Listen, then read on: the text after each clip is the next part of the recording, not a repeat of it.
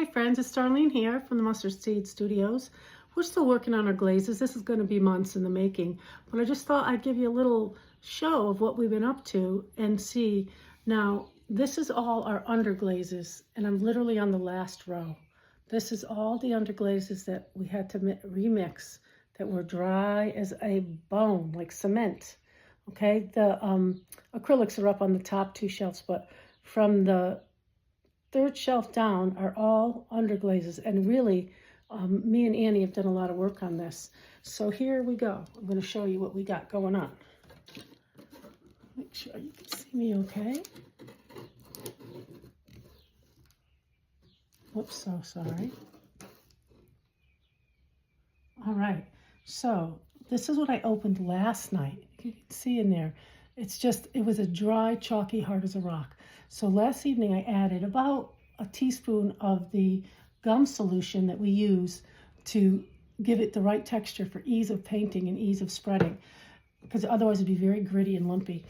And I put a little bit of fluid in here. You could see that the glaze picked up all the fluid, and it's hard.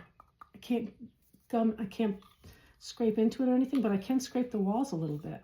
So this I couldn't even do yesterday. I couldn't scrape off these walls, and it was as hard as a rock. So what I'm going to do today is add a little bit more water, clean up the edges. Very pasty, very much not ready to use. So this one it's starting to dampen, but it's definitely not ready for use. So there, we're going to put some of this, and this is a small amount of glaze. And I asked myself, is it worth it to do all this? But I say definitely, because the price of glazes is very expensive, and I do everything in my power to use what I can, and I don't have to pay as much. So this orange was as hard as a rock, and I put some water and some gum in there. I don't know if you can see that, but it's still way too hard. Can't mix it.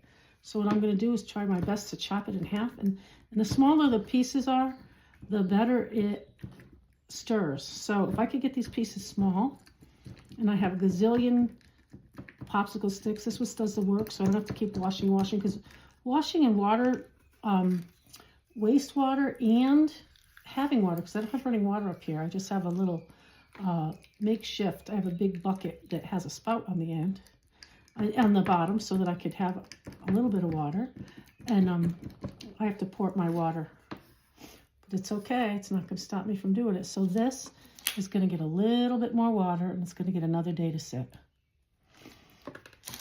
So it's a process. Whenever I have a little bit of time, I take these ones, and then you give them a good, good shake, and get them done. And then if I have to let them soak a little more, then that's what we do. This one definitely needs to soak a little bit. And I got a little yellow on there. I don't want that. Good thing about popsicle sticks, I got like 1,000 of them for $10. You can hear it rattling around in there. So this one just gets another day, and it sits over here. If they're ready to paint, I put them on this side right here. This is my number marker. This one looks like it's ready to stir. This is a dusty rose. Oh, and this one I want to show you when it's all good to go. Nice and smooth. It can pour, it can drip, and it's all set. So this one, I've already done a clay sample with it.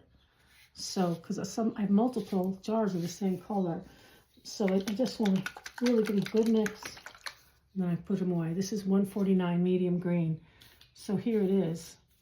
This is not fired yet. So this is it painted. And then I'm going to fire that and glaze it. It's a two-step process with underglazes. So now 149 will go back in the cup, back on the shelves.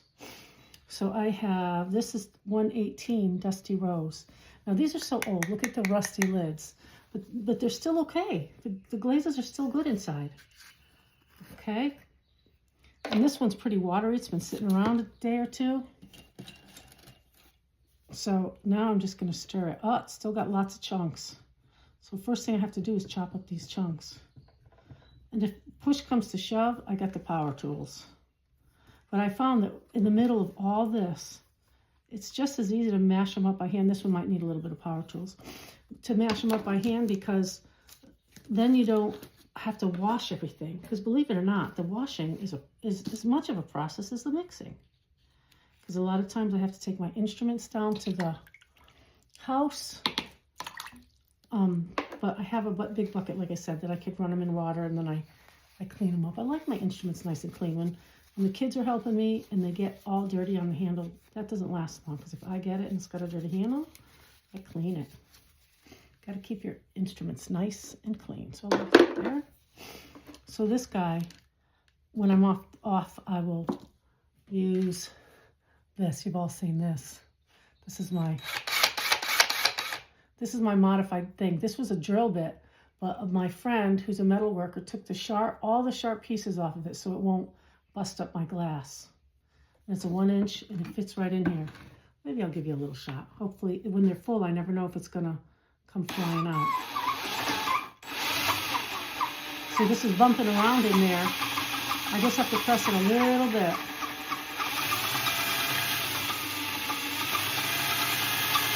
Whoa, can't go too fast.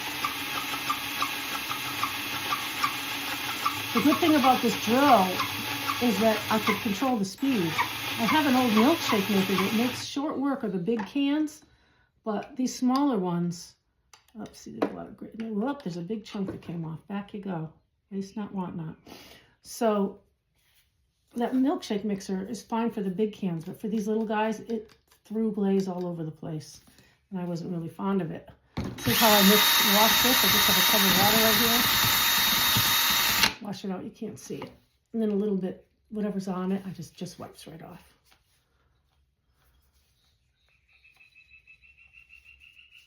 The glaze reconstitution is not for the impatient person, because this is a real test of patience, I can tell you that.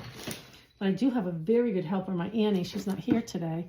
She is shopping with her sister. They love going to TJ Maxx. And yeah, there's still a lot of lumps in here, so I will just break this up and then let it sit for a bit, because it's got some big lumps in it. Let me show you what we got down at the bottom of this thing. There's a bunch of it. Look at that. It's still hard in the middle, so if I can break that into bits, like halves or thirds, then it'll soak in better. It'll get there. It just takes time. Takes time. And I go through 1,000 paper towels, and I really don't like to do that, because I'm more of a conservative person, but there's no way. Without running water, I can't use rags up here because they're just hanging around all over the place. So I wash this off and take off whatever junk I can get off pretty easily. Like I said, this job is not for the impatient and not for the people that don't want things to be done, or if they want convenience, this is not the job you want. Like, you could go out and buy all brand new glazes. It would cost you a small fortune, which I'm more frugal than that. So I'm restoring all these glazes, and then I just bought some glazes from a lovely lady who is a potter for 25, 30 years. I forget how long she said. And that lovely lady was only using high fire now. She's doesn't want to use any more low fire glazes. So I bought all her low fire glazes for her for cheap. And I got a bunch of them, and I'm so thrilled by it. So this guy goes in the, give him a couple more days pile. Let me see what this guy's doing. I can't remember if I already showed you this one. Oh, this one's good. The outside isn't clean. Sometimes if I'm in a hurry, I don't always get to clean the outsides. Like if I'm rushing and I just want to get everything soaking, then I might, yeah, this is good. Look at that. Nice. A few lumps, but those are all gonna go away while they're sitting in this. So I'm gonna take whatever's out of the lid. Get another piece of paper towel.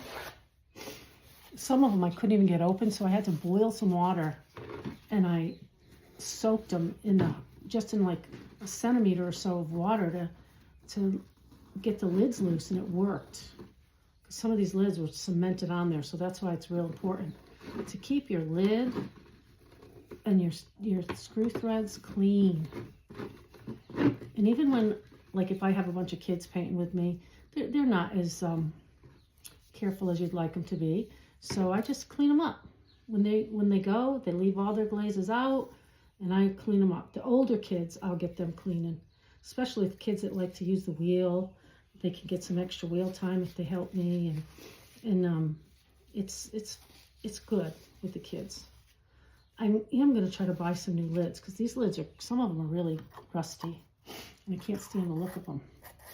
You could buy these lids at Nap Kumar, I think it's called, and they'll send them to you. Any kind of lid you need. You could see this one, look. This one is still in it. Just last night I put some solution in there. And this one is red model, so it's got something in there. It looks white, like little white specks. I can't wait to see it. And I don't know if I showed you these. I think I have in other videos. It's okay. But here is a clay sample. This is an underglaze, and this is Reward Series T, number 133. What was 133? I got some right here. Oh, it's avocado. So this will be an avocado color. This one right here is a royal blue, and this has some texture to it. I don't know how it's going to come out, but I mark them on the back, and then I don't have to worry about it. And then I just paint them up. I just fire them up. So there we go. This is what we do. I spend a couple days doing this, and then literally it'll drive me nuts, so that I have to paint something because I just want to paint. And I just want to mess around with clay. So I have some, all these I cut by hand. Here, this is one that's not even cleaned yet. So see, they're a little rough, and I clean them up. And I roll these out and texture them so that then they can get cut and they make a nice, really cute glaze sample. All of them are really cute. This looks like rainbows, but guess what? The kids call it Wi-Fi, because look at it. It looks like the Wi-Fi sign.